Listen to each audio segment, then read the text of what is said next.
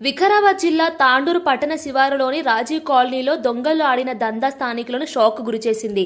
పోతుల బుజ్జమ్మ అనే మహిళ ఇంటికి తాళం వేసి దుకాణానికి వెళ్లడంతో ఈ అవకాశాన్ని గమనించిన దొంగలు ఇంట్లోకి చొరబడ్డారు. తిరిగి ఇంటికి చేరుకున్న బుజ్జమ్మ తాళం పగలగొట్టబడినది, అల్మారా తెరవబడినది గమనించి వెంటనే పోలీసులకు సమాచారం ఇచ్చారు. దొంగలు ఇంట్లో ఉన్న ధర విలువైన 3 తులాల బంగారం, 50 తులాల వెండిని అపహరించినట్లు బాధితురాలు తెలిపింది. నగలు అదృశ్యం కావడంతో కుటుంబ సభ్యులు తీవ్ర ఆందోళనకు గురయ్యారు.